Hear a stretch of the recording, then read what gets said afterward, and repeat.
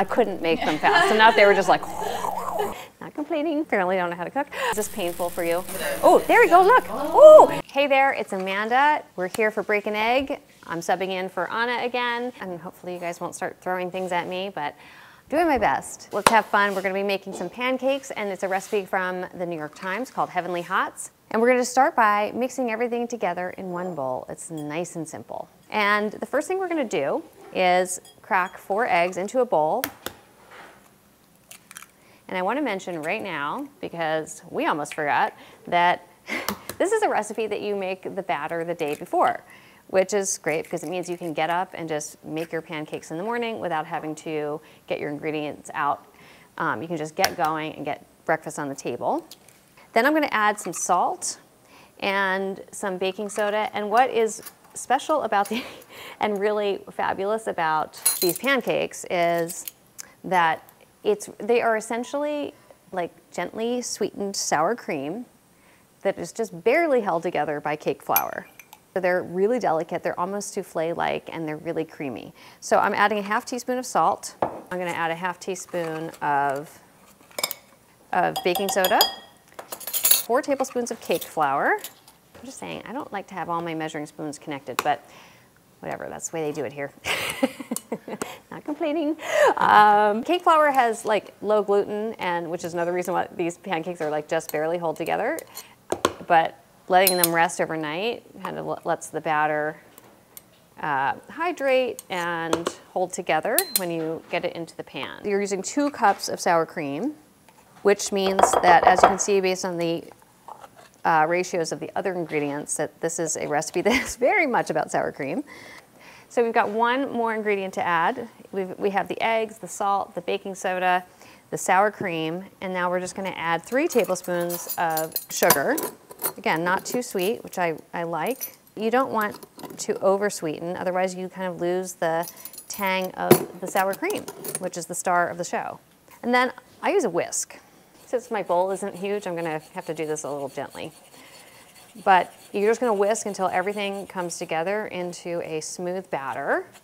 And then we're gonna stick it in the fridge overnight, or you will stick it in the fridge overnight, and we have a batch that has already been in the fridge overnight.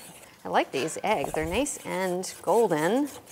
A lot of pancake recipes that use all-purpose flour, you have to be really gentle when you're mixing because you don't want to over-activate the gluten and make the, which would make the pancakes tough. We've all had a tough pancake.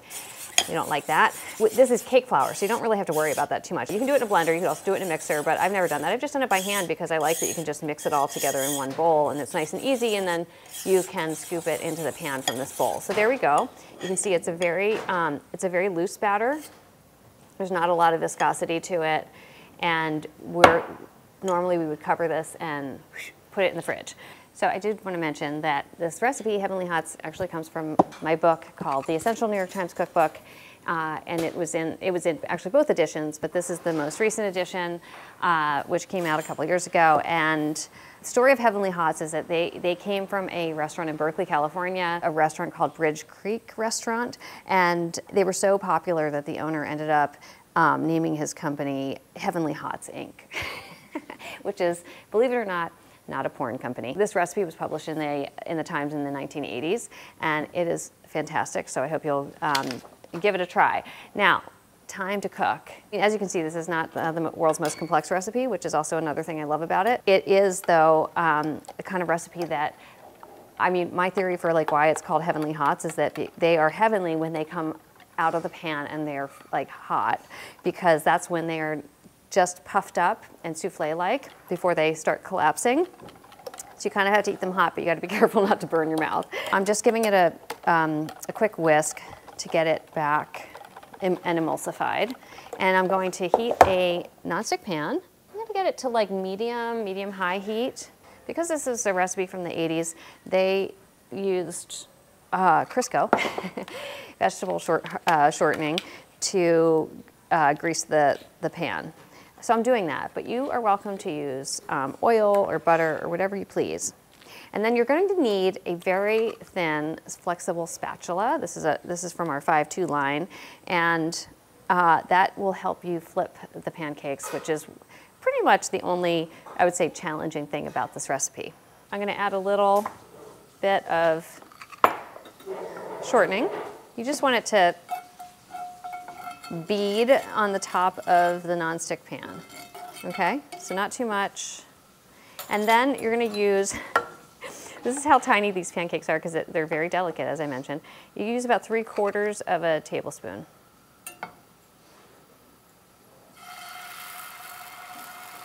So you don't want them to spread too much. Oops. Okay, that is not going to be a very pretty one. I'm wondering if I should maybe not use a nonstick. The first pancake is always a bummer, man. Sort of have to like shape them with the bottom of the spoon. Okay, without burning your hand, hopefully. Okay, I might have to switch pans here because I'm not liking this. This time using a regular steel skillet as opposed to a nonstick because I didn't like the way they were turning out. I actually use a cast iron at home. I don't know why we'll see how this goes. This might be, this episode might just be a recipe testing. It's a little bit better. These are not going to make perfectly round pancakes, just FYI. So in a pan, this is like, I think an 11-inch skillet, or maybe 10. I am doing about 4 pancakes per. You know, once you get, you could probably squeeze in 5, but I always feel like with pancakes, you don't want to be messing with the, you don't want to be pushing it. Otherwise, you're going to end up, they're going to like grow into each other. So as soon as you start seeing brown on the edges, which I see over here, I'm going to flip it. And there's bubbles on the top. And basically, once you flip these, you'll see they kind of go a little bit, they kind of like puff up. And then as soon as they do that, they're pretty much done. Okay, that one I would say is caramelized. Okay, I'm going to turn this down. This heat is a little too high. Okay, you guys ready to taste some pancakes? Okay, see what you think. They're heavenly hots. These are so cute. Yeah, you can even just pick them up with your hands if you want. And that's what I do. That batch is a little on the caramelized side. I like it. Yeah. Do you taste the sour cream? Yeah, I like how. Okay. Yeah, like how tender they are. It's not. Yeah. It's not like super cakey, which I like. Yeah. So it's made with cake flour, not regular flour. This is why they're like super. They almost have to like eat them at the stove. Do you know what I mean? Yeah. Like, oops. Okay, you can see they're delicate.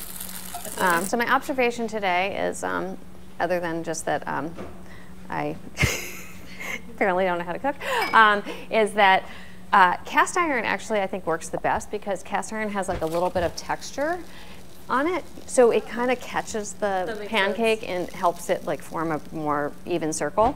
But I actually don't mind these lacy shapes. Yeah, I think you guys, okay, all right. I'm gonna do another one. Do you guys can you hang for a minute? Yeah. Okay, I had the heat too high, but you do have to get it high enough that it's gonna brown. Okay, I think this batch, I'm feeling it. I think it's gonna be better. Any tips here, Caesar? In my pain, is this painful for you? No, not at all. The last time I made them for my son, who's a teenager, and his friend, and it was like I couldn't make them fast enough. They were just like. Oh, there we go. Look. Oh, and you see, and look, it does like a little puff up. I love that. So please enjoy. Also, I imagine they wouldn't last long enough to really bother. I know. I've sort of when I've tried that, I've sort of been like, I don't know if that was worth it. I actually like it without the honey. Yeah. Yeah. Yeah, you get more of the flavor of the sour cream, the sweetness, the little bit of that, baking soda. Thank you guys so much. Yeah, thank you. I think given at the rate that I'm cooking these, I'll be here all day. So it'll be like pancake snacks all day long. But you can't stop now, so now you find your sweet sauce. Yeah. Now you just have like 30 more to go. Thanks for joining. Have some more, please. And that, my friends, is how we make heavenly hots. And I hope you will give them a try. You can find the recipe on food52.com, or you can check it out in my cookbook, The Essential New York Times Cookbook. I hope you will also like, comment, give us your thoughts, and subscribe to our YouTube channel. And hopefully I'll be seeing you again soon on Break an Egg. Thanks.